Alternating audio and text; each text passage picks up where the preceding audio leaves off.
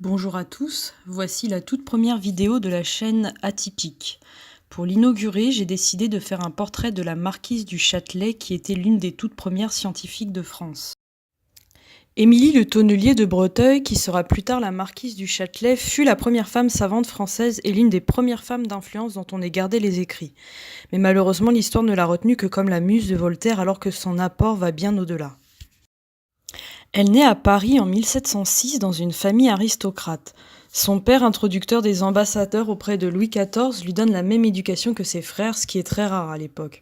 En effet, au XVIIIe siècle, l'éducation des femmes importait peu, et ce, quel que soit le milieu social. D'autant que les femmes savantes étaient mal vues et souvent moquées. Ainsi, elle apprend différentes langues étrangères, mais également le clavecin, l'équitation, le théâtre et bien sûr les sciences. Le 20 juin 1725, alors qu'elle n'a que 18 ans, elle épouse le marquis du Châtelet, ébloui, dit-on, par la vivacité d'esprit de la jeune femme. Ils auront ensemble 3 enfants, mais ils décident de vivre leur vie séparément. En effet, le marquis du Châtelet était souvent absent du fait de sa carrière militaire très prenante. Émilie du Châtelet est une personnalité forte et indépendante. À côté de sa passion pour les jeux d'argent, les froufrous et les paillettes, elle entame la traduction des œuvres de Newton. Elle fréquente alors d'importants savants de son époque tels que Maupertuis, Réaumur ou encore Koenig. Ce dernier tentera d'ailleurs de se faire passer pour l'auteur d'un de ses principaux ouvrages intitulé « Institutions de physique ». Évidemment, Émilie le prend très mal et cela crée une brouille entre eux. Ce livre était considéré comme extrêmement brillant. Il avait comme objet de synthétiser le travail de Leibniz sur l'étude des mouvements dans le premier chapitre. Dans les chapitres suivants, la marquise du Châtelet a analysé, comparé et commenté toutes les théories de son époque sur la physique. Je vous laisse vous imaginer la masse de travail que cela représentait. Côté vie privée, elle rencontre Voltaire en 1733.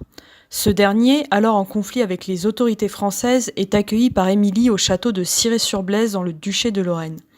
Ensemble, ils y vivront pendant une dizaine d'années, durant lesquelles ils étudieront le théâtre, la philosophie et bien sûr les sciences. Voltaire estime même la marquise supérieure à lui-même dans le domaine des sciences physiques. La marquise se passionne alors pour les travaux de Leibniz sur l'énergie cinétique qu'elle met en pratique au sein du château. Elle écrit également des ouvrages sur la philosophie, le plus notable d'entre eux étant Discours sur le bonheur. Ces dons intellectuels hors normes suscitaient malheureusement de la jalousie et de la moquerie de la part de ses contemporains. Mais Émilie était une personne dotée d'une grande noblesse d'esprit, donc tout cela lui passait au-dessus et ne l'empêchait pas de continuer ses recherches. En 1737, elle participe au prix de l'Académie des sciences de Paris.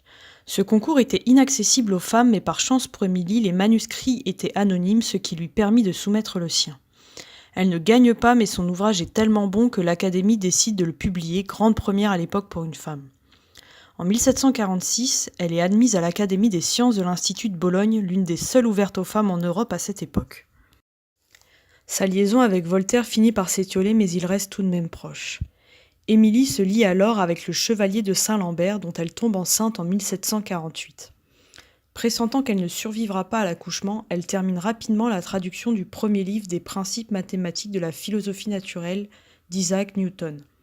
Elle meurt en couche 4 jours après avoir envoyé son manuscrit à la bibliothèque du roi en 1749. Voltaire s'occupera alors de le publier et cet ouvrage fait même encore autorité aujourd'hui. Voilà, j'espère que vous avez aimé cette première vidéo. N'hésitez pas à vous abonner pour voir les suivantes et à me soutenir sur Tipeee. Les liens sont dans la description. À bientôt!